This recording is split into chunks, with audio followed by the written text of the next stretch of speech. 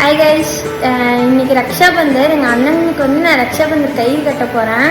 அவங்க கூட கொஞ்சம் சண்டை, ஒரு 2-3 நாளாக சண்டை போயிட்டே இருக்கு. இப்போ போய் பேச போகிறேன். அவர்கிட்ட திட்டுவான். அதை நீங்கள் பாருங்கள், எப்படி கட்டுறேன் என்ன பண்ணுறேன்னு பாருங்கள். வாங்க அவனோட ரியாக்ஷனை பார்க்க போகலாம்.